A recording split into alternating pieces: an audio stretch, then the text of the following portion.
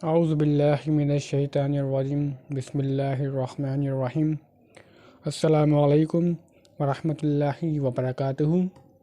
اللہ کے رسول علیہ الصلاۃ والسلام کی فوجی مہمات کے سلسلے کے اندر ایک اور ولاگ خدمت حاضر ہے۔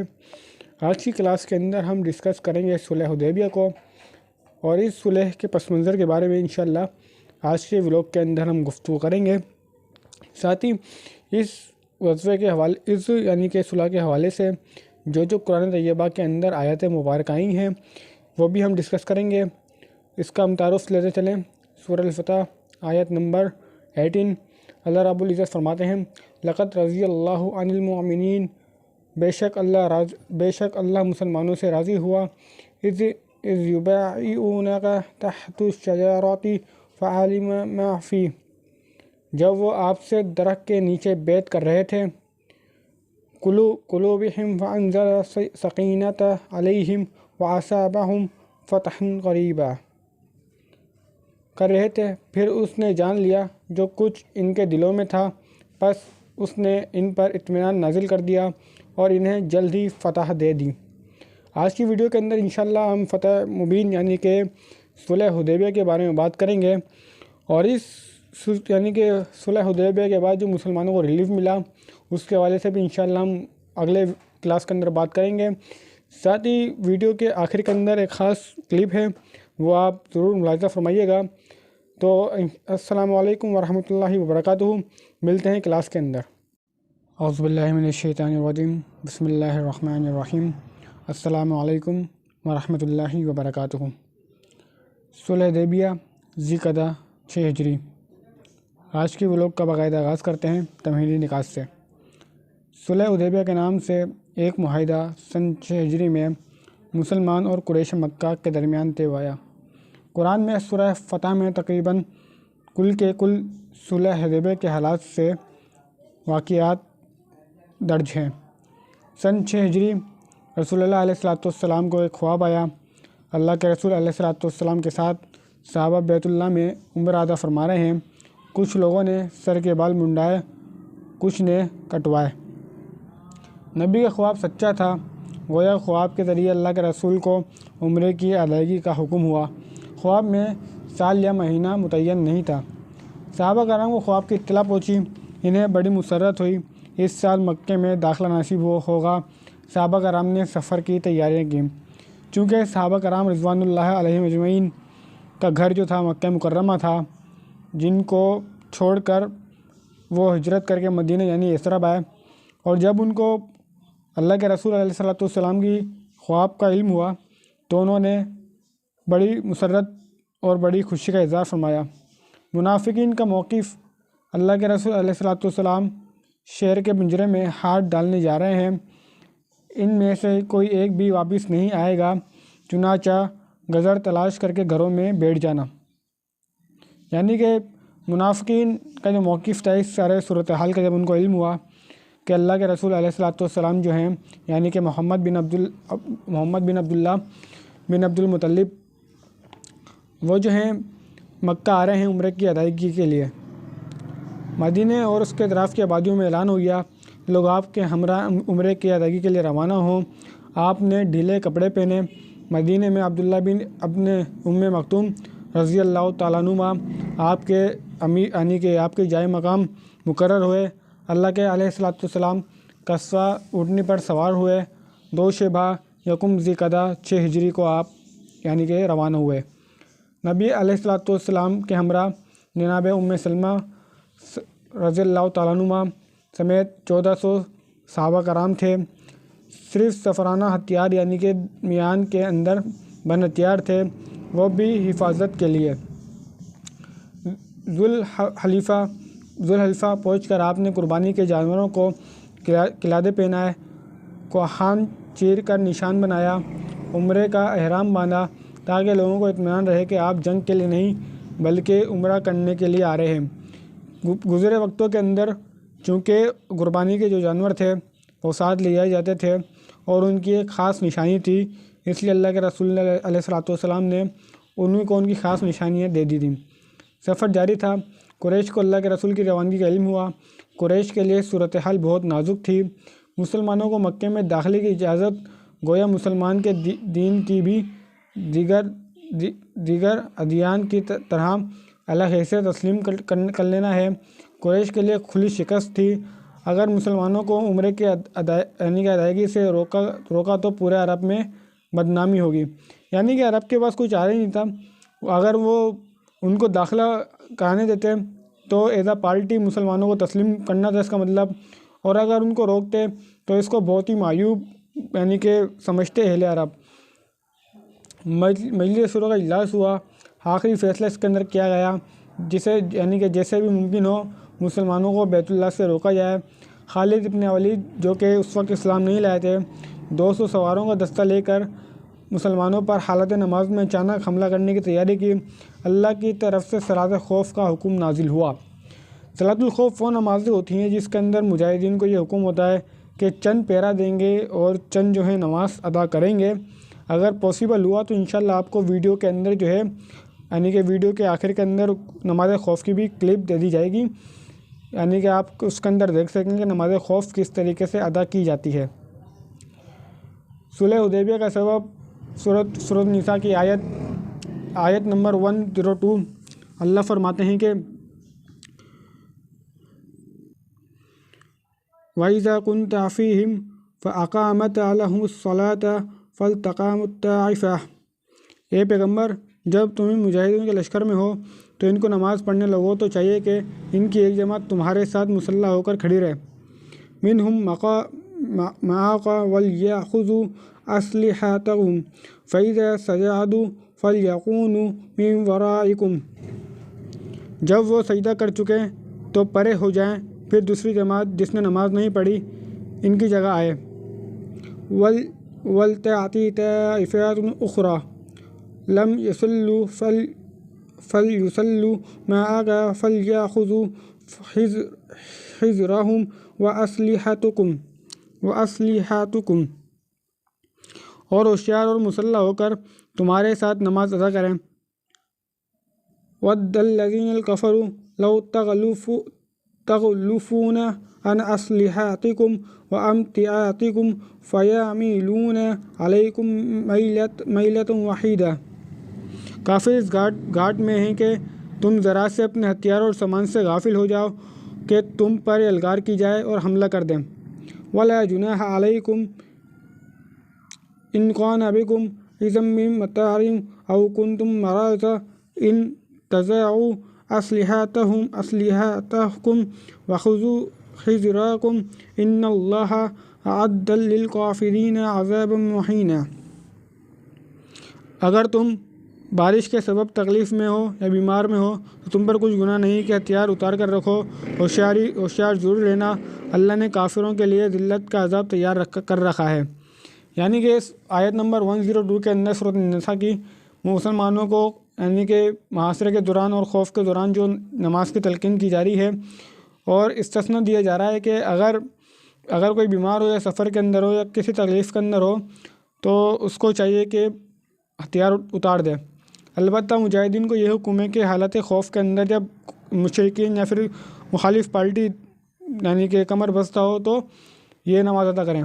نبی اکرم علیہ السلام کے راستے کی تبدیلی مسلمانوں کا اپنا حبیبہ کے چشمے میں پڑاؤ ڈالا۔ حبیبہ ایک مقام ہے مکہ مکرمہ سے باہر کی حدود ہے، حرام حدود کے بالکل قریب ہے۔ آج اس کا نام شمیشہ ہے۔ یہ آپ کو نقشے کے اندر دکھا رہے ہیں۔ یہ بحر الاحمر ہے، یہ غادر خم، یہ مکہ ہے، اور یہ حبیبہ یہ اگر آپ کو زوم کر کے دکھایا جائے تو یہ عفان اور مکے یعنی کہ جبل سور کے بیچ میں ایک وادی ہے جسے وادی حبیبہ کہتے ہیں۔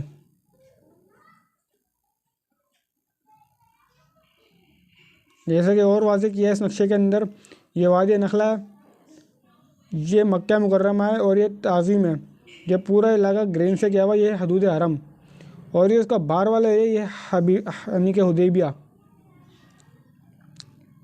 اس آیت کریمہ کے اندر الفتح کے اندر اللہ نے فرمایا کہ اللہ مومنوں سے راضی ہو گیا جب وہ درخت کے نیچے آپ کے ہاتھ پر بیعت کر رہے تھے۔ اللہ نے ان کے دلوں کی کیفیت جان لی اور اس پر اطمینان و سکون نازل فرمایا اور ان کو ایک قریبی فتح عطا فرمائی۔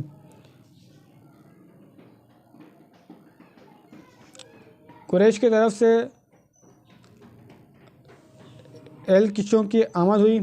بنو خزرہ کا سردار بدیل بن ورقہ اپنے چند ساتھیوں کے ساتھ حاضر آپ علیہ السلام کی خدمت میں حاضر ہوا، جو بعد میں اسلام جس نے قبول کر لیا تھا۔ اللہ کے رسول علیہ السلام نے ان کے ذریعے قریش کو پیغام پہنچایا، ہم کسی سے لڑنے نہیں آئے، قریش کو لڑائیوں نے تھکا دیا ہے اور سخت زر پہنچایا ہے، اس لیے اگر وہ چاہیں تو میں ان سے ایک مدت طے کر لوں اور وہ میرے اور لوگوں کے درمیان سے ہٹ جائیں، پھر میرے غلبے کی صورت میں جس چیز میں لوگ داخل ہوں گے اس میں وہ بھی داخل ہو سکتے ہیں، ورنہ مدت کے اختتام تک وہ تازہ دم تو ہو ہی چکے ہوں گے۔ یعنی کہ رسول اللہ علیہ السلام نے ان کو دبے لفظوں میں سمجھا دیا کہ ایک مدت تک ہم سے ایک ایگریمنٹ کر لیا جائے اور اس مدت تک دونوں جو ہیں ایک دوسرے یعنی کہ ہمارے راستے میں نہیں آئے، ہمیں عمرہ کرنے دیں، اور جو ہے اس مدت تک جو ہمارے دین میں داخل ہونا چاہے تو اس کو داخل ہونے دیا جائے، اگر ایسا نہیں ہے اور اسی دوران اگر مدت کے اختتام تک وہ یعنی کہ تر و تازہ ہو ہی چکے ہوں گے، اگر نہیں تو لڑائی کے سوا کچھ منظور نہیں، تو اس ذات کی قسم جس کے ہاتھ میں میری جان ہے، میں نے اپنے دین کے معاملے میں ان سے اس وقت تک لڑتا رہوں گا جب تک میری گردن جدا نہ ہو جائے یا جب تک اللہ اپنا امر یعنی دین نافذ نہ کر دے۔ یعنی کہ جناب محمد رسول اللہ علیہ السلام نے ان کو جو پیغام بھیجا ان میں یہ تھا کہ آخری دم تک میں لڑوں گا اگر لڑائی کرنی ہے، اور جب تک اللہ دین یعنی کہ غالب نہ کر دے، یعنی کہ ہم دونوں صورتوں میں باز رہ سکتا ہوں، یعنی کہ میں مر نہ جاؤں یا پھر اللہ دین نافذ کر دے۔ بدیل قریش کے پاس آئے، نبی علیہ السلام کو انہوں نے پیغام پہنچایا۔ اس کے بعد بنو قنیقہ کا سردار حلیز بن اقلمہ اقلچی اللہ کے رسول علیہ السلام نے دیکھ کر صحابہ سے فرمایا، یہ شخص ایسی قوم سے تعلق رکھتا ہے جو ہدی کے جانوروں کا بہت احترام کرتی ہے، لہذا جانوروں کو کھڑا کر دو۔ رسول اللہ علیہ السلام کے احکامات کی روشنی کے اندر صحابہ نے جانوروں کو کھڑا کر دیا، خود بھی لبیک پکارتے ہوئے استقبال کیا۔ حلیز بن اقلہ، سبحان اللہ، ان لوگوں کو بیت اللہ سے روکنا ہرگز مناسب نہیں۔ قریش کے بعد واپس گئے، میں نے ہدی کے جانور دیکھے ہیں، گلوں میں کلادے ہیں، کوہان چرے ہوئے ہیں، بیت اللہ سے روکنا مناسب نہیں۔ اس کے بعد قریش نے اس سے بھی انکار کر دیا۔ آخرکار قریش کا ایک بڑا زرعی سردار عمرو بن مسعود سلکی اقلچی، وہی گفتگو جو یعنی کہ پچھلے اقلچوں نے سے کی تھی، عروہ دوران گفتگو نبی علیہ السلام کے ساتھ صحابہ کے تعلق خاطر کے مناظر دیکھ کر حیران رہ گیا اور اپنی قوم کی طرف واپسی ہوا۔ ایک قوم باخدا میں کسر و کسریٰ اور نجاشی جیسے بادشاہوں کے پاس یعنی کہ گیا ہوں، باخدا میں نے کسی بادشاہ کو نہیں دیکھا کہ اس کے ساتھی اس کی اتنی تعظیم کرتے ہوں جتنی محمد کے ساتھی محمد علیہ السلام کی کرتے ہیں۔ یعنی کہ قریش کا جو نمائندہ تھا وہ صحابہ کرام کے جوش و ولولے کو دیکھ رہا تھا اور اس نے یہ گواہی دی کہ میں نے جو کسر و کسریٰ اور جو نجاشی ہیں ایسے بادشاہوں کا اتنا تعظیم نہیں دیکھا جیسے محمد عربی کا دیکھ رہا ہوں۔ خدا کی قسم وہ یعنی کہ تھوکتے تھے تو کسی نہ کسی آدمی کے ہاتھ پر پڑتا تھا اور وہ شخص ایسے اپنے چہرے اور جسم پر مل لیتا تھا۔ جب وہ کوئی حکم دیتے تھے تو اس کی بجا آوری کے لیے سب دوڑ پڑتے تھے۔ جب وضو کرتے تھے تو معلوم ہوتا تھا کہ وضو کے پانی کے لیے لوگ لڑ پڑیں گے۔ جب کوئی بات بولتے تھے سب آوازیں پست کر لیتے تھے۔ وہ فاتر تعظیم کے سبب انہیں بھرپور نظر سے نہ دیکھتے تھے۔ انہوں نے تمہارے سامنے ایک اچھی تجویز پیش کی ہے، لہذا اسے قبول کر لو۔ پھر وہ معاملہ آیا جب سیدنا عثمان بن عفان رضی اللہ تعالیٰ عنہ کو بھیجا گیا، یعنی کہ صلح کی تجویز لے کے نبی علیہ السلام کا فیصلہ ہوا۔ ایک سفیر روانہ کیا، قریش کے سامنے وضاحت کے ساتھ آپ کی آمد کا مقصد اور صلح کی تجویز بیان کی۔ سیدنا عمر بن خطاب رضی اللہ تعالیٰ عنہ کا انتخاب سے انکار فرمایا۔ وجہ تھی کہ قریش میرے سخت میرے سخت دشمن ہیں اور ان کو میری عداوت و شدت کا حال معلوم ہے۔ میرے قبیلے کا کوئی آدمی مکے میں نہیں جو میری حمایت کرے۔ حضرت عمر کا حضرت عثمان کے نام تجویز کیا، یعنی کہ جناب پیغمبر علیہ السلام نے عمر ابن خطاب کا انتخاب کیا تھا، جسے جناب عمر نے یعنی کہ منع کر کے جناب عثمان کا نام تجویز دیا۔ سیدنا عثمان بن عفان جناب رسول اللہ علیہ السلام کے جو داماد بھی تھے، قبلہ یعنی کہ قبلہ مکے میں مقیم تھا۔ قبلہ بنو امیہ سے ان کا تعلق تھا۔ ابو سفیان کا بھی بنو امیہ سے تعلق تھا۔ مکے کا ہر خاندان پر عثمان کا کوئی نہ کوئی احسان تھا۔ اللہ کے رسول علیہ السلام کی ہدایت ہوئی، ہم لڑنے نہیں عمرہ کرنے آئے ہیں، ساتھ اسلام کی دعوت مکے کے کمزور مومن مرد اور یعنی کہ عورتوں کو فتح کی بشارت دینے آئے ہیں۔ اللہ رب العزت اپنے دین کو مکے میں ظاہر و غالب کرنے والا ہے، یہاں تک کہ کسی کو ایمان چھپانے کی ضرورت نہ ہوگی۔ سعد بن عاص نامی شخص کی پناہ سیدنا عثمان بن عفان رضی اللہ تعالیٰ عنہ مکے میں داخل ہوئے۔ سربراہان قریش کو اللہ کے رسول علیہ السلام کا پیغام پہنچایا۔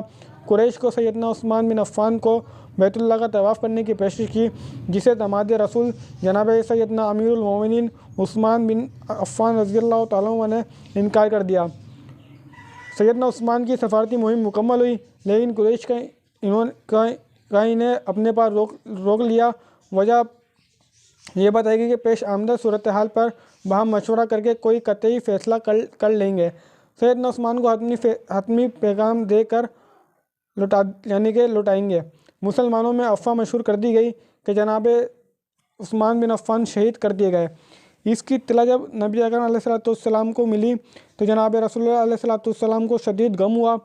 صحابہ کو خون عثمان کا بدلہ لینے کے لیے بیعت کی دعوت دی، یعنی کہ یہ جو صلح یعنی کہ جناب عثمان کی جب اطلاع پہنچی شہادت کی جناب پیغمبر علیہ السلام کے پاس، تو ان کو شدید غصہ آیا اور اس سلسلے کے اندر صحابہ کو احکامات جاری کیے گئے عثمان کے خون کا بدلہ لینا ہے۔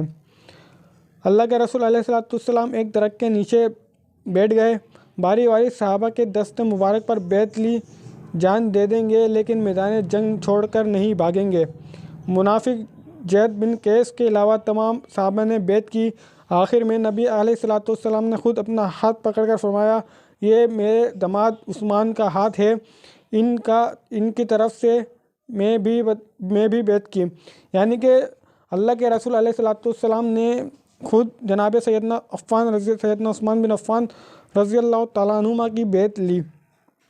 اس سے معلوم ہوتا ہے کہ جو لوگ جناب سیدنا عثمان بن عفان کی خلافت کے منکر ہیں، جو لوگ سیدنا عثمان بن عفان کی فضیلت کے منکر ہیں، وہ اس بات کے منکر ہیں کہ اللہ کے رسول علیہ السلام نے اپنے ہاتھ سے عثمان کی یعنی کہ بیعت لی۔ وہ اس تعصب اور نسل پرستی کے اندر اتنے اندھے ہو چکے ہیں کہ ان کو حقائق بھی معلوم نہیں۔ بیعت مکمل ہوئی، سیدنا عثمان صحیح سلامت واپس آئے۔ بیعت کا نام جو ہے بیعت رضوان پڑ گیا۔ اس سلسلے کے اندر اللہ فرماتا ہے کہ ان الذین یبایعونک انما یبایعون اللہ، کہ جو لوگ تم سے بیعت کرتے ہیں وہ اللہ سے بیعت کرتے ہیں۔ ید اللہ فوق ایدیہم، اللہ کا ہاتھ ان کے ہاتھ پر ہے۔ فمن نقص فانما ینقص علی نفسہ، پھر جو عہد کو توڑے تو عہد توڑنے کا نقصان اسی کو ہے۔ ومن اوفی بما عاہد علیہ اللہ فسیؤتیہ اجرا عظیما، اور جو اس بات کو جس کا اس نے اللہ سے وعدہ عہد کیا ہے پورا کرے تو اسے عنقریب یعنی کہ اجر عظیم ہے۔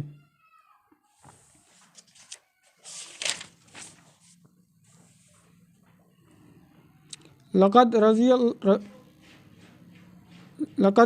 اللہ عن المؤمنین اذا یبایعونک تحت الشجرہ، جب مومن تم سے درخت کے نیچے بیعت کر رہے تھے تو اللہ ان سے خوش ہوا، اور جو ان کے دلوں میں تھا وہ اس نے معلوم کر لیا، تو ان پر تسلی نازل فرمائی اور انہیں فتح مبین عنایت کی۔ اللہ کے رسول علیہ السلام نے فرمایا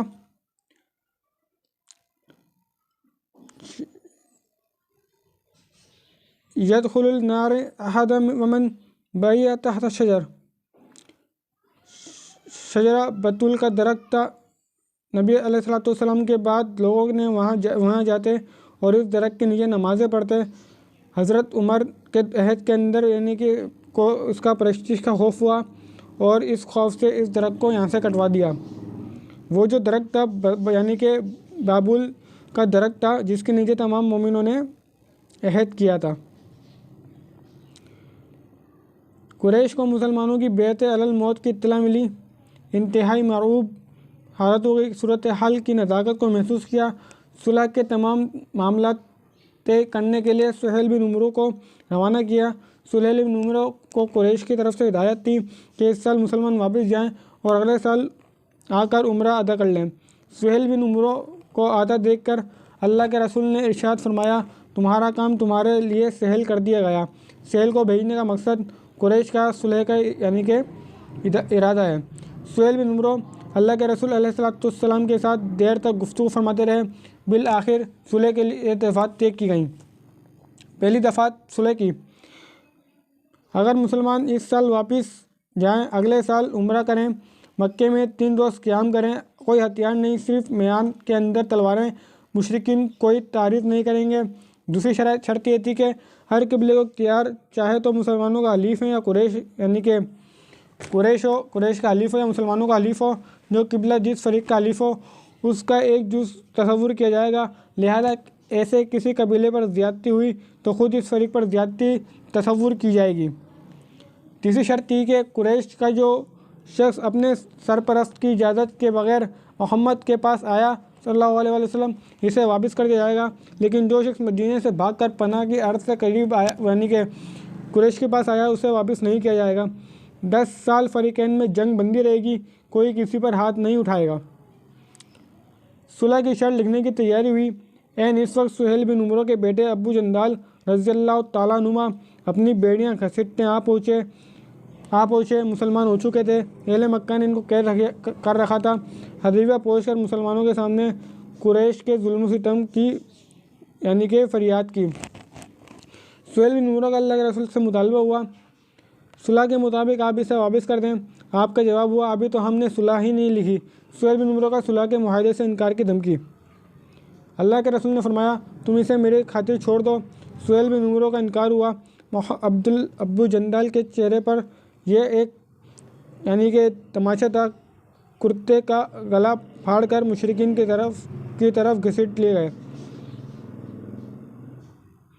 ابو جندال کا یعنی کہ زور زور سے چیخنا مسلمان کیا مشرکین کی طرف واپس کیا جاؤں گا، مجھے میرے دین کے متعلق فتنے میں ڈالیں۔ اللہ کے رسول نے فرمایا ابو جندال صبر کرو اور اسے باعث ثواب سمجھو، اللہ تمہارے لیے اور تمہارے ساتھ جو دوسرے کمزور مسلمان ہیں ان سب کے لیے کشادگی اور پناہ کی جگہ بنائے گا۔ ہم نے قریش سے صلح کر لی ہے اور ہم نے ان کو اور انہوں نے ہم کو اس پر اللہ کا عہد دے رکھا ہے، اس لیے ہم بد عہدی نہیں کر سکتے۔ صلح کی شرط تحریر کرنے کے لیے جناب سیدنا علی رضی اللہ تعالیٰ عنہ کو بلایا گیا، املا لکھوایا گیا بسم اللہ الرحمن الرحیم۔ سہیل بن عمرو کا اس پہ اعتراض ہوا، کہا یہ رحمان کون ہے جو لکھا جائے گا، تو صرف یہ لکھو بسم اللہ اللہم۔ یعنی کہ قریش جو تھے اللہ کو تو مانتے تھے لیکن یہ نہیں مانتے تھے کہ اللہ کے وہ رحمان یا رحیم ہے، انہوں نے کہا یہ لکھو بسم اللہ اللہم یعنی کہ شروع اللہ کے نام سے۔ حضرت علی کو حکم ہوا، اللہ کے رسول نے لکھوایا یہ معاہدہ محمد جس پر محمد رسول اللہ نے مصالحت کی۔ سہیل بن عمرو نے اس پر پھر اعتراض کیا، اگر ہم آپ کو نبی مان لیں تو ہماری جنگی ختم اور نہ ہم آپ کو بیت اللہ سے روکتے نہ جنگ کرتے، اگر ہم آپ کو نبی مانتے تو جنگ ہی کیوں کرتے۔ محمد یوں لکھو کہ محمد بن عبداللہ۔ آپ نے فرمایا میں اللہ کا رسول ہوں اگر تم جھٹلاؤ۔ سیدنا علی کو حکم ہوا محمد بن عبداللہ لکھیں، رسول اللہ کے الفاظ مٹھا دیں۔ سیدنا علی کی دینی حمیت نے گوارا نہیں کیا، اس پر انکار کیا۔ اللہ کے رسول نے بولا مجھے دکھاؤ وہ الفاظ کہاں ہیں۔ جناب رسول اللہ نے اپنے دست مبارک سے رسول اللہ کے الفاظ مٹا دیے۔ اس کے بعد پوری دستاویزات لکھی گئی، صلح مکمل ہوئی۔ بنو خنیزہ نبی علیہ السلام کے عہد و پیمان میں داخل ہو گئے اور بنو قریش کے عہد و پیمان میں۔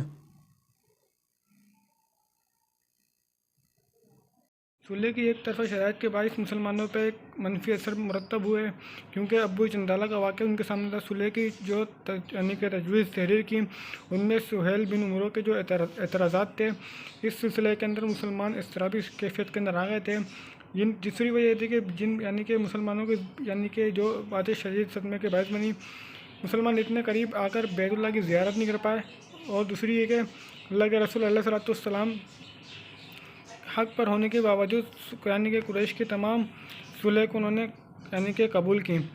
سب سے زیادہ غم جناب سیدنا امیر المومنین عمر ابن خطاب کو ہوا۔ خدمت رسالت میں حاضر ہوئے اور فرمایا یا رسول اللہ، کہ ہم لوگ حق پر نہیں، وہ لوگ باطل پر نہیں؟ فرمایا کہ کیوں نہیں؟ فرمایا کہ کیا ہمارے مقتولین جنت میں اور ان کے مقتولین جہنم میں نہیں؟ فرمایا کیوں نہیں؟ پھر کیوں ہم نے اپنے بارے میں دباؤ قبول کریں اور ایسی حالت میں پلٹیں کہ ابھی اللہ نے ہمارے اور ان کے درمیان فیصلہ نہیں کیا؟ آپ علیہ السلام نے فرمایا خطاب کے صاحبزادے، میں اللہ کا رسول ہوں، اس کی نافرمانی نہیں کر سکتا، وہ میری مدد کرے گا اور میں ہرگز ضائع نہیں کرے گا۔ فرمایا کہ کیا آپ نے ہم سے یہ نہیں کہا تھا کہ ہم بیت اللہ کی زیارت کریں اور اس کا طواف کریں؟ آپ نے فرمایا کیوں نہیں؟ فرمایا کہ کیا میں نے یہ بھی کہا تھا کہ ہم اسی سال کریں گے؟ تم بیت اللہ تک پہنچو گے اور اس کا طواف ضرور کرو گے۔ سیدنا عمر بن اپنے خطاب کو سارے سلسلے کے اندر اس معاملے کا رنج بھی رہا۔ سیدنا عمر فرماتے ہیں کہ اس واقعے کے بعد میں نے یعنی کہ صدقہ بھی کرتا رہا، اپنے غلام بھی آزاد کرتا رہا اور ہر نیک عمل کیا، اور مجھے اپنے رب سے امید ہے کہ وہ مجھے معاف کر دے گا۔ تو دوستوں، یہ تھا مختصر یعنی کہ صلح حدیبیہ کا ایک پہلو جو کہ مسلمانوں کے ساتھ گزرا۔ اس سلسلے کے اندر اللہ رب العزت نے مسلمانوں کی جن معاملات میں تربیت کی، وہ پہلا یہ تھا کہ اللہ کے رسول علیہ السلام کو خواب میں بشارت دے دی گئی کہ وہ بیت اللہ کا عمرہ کریں۔ دوسری بات یہ ہوئی کہ مسلمانوں کو ڈپلومیٹک یعنی کہ جو معاملہ طے کیے ایک معاہدے کے تھرو، اس میں مسلمان غالب رہے، کیونکہ اس معاہدے کے چند سال بعد ہی بڑے بڑے قریش کے نامور جنگجو دائرہ اسلام میں داخل ہوئے، اور اس صلح کے بعد ہی جناب خالد ابن ولید رضی اللہ تعالیٰ عنہما بھی اسلام لے آئے۔ تو دوستوں، آج کا ایک مختصر سا تعارف تھا صلح حدیبیہ کا۔ انشاءاللہ اگلے نشست کے اندر ہم بات کریں گے خطوط رسالت کے بارے میں، کہ جو خطوط اللہ کے رسول علیہ السلام نے دیگر بادشاہوں کی خدمت میں حاضر کیے اور دعوت اسلام دی، اس سلسلے کے اندر ہم آگے جا کے بات کریں گے۔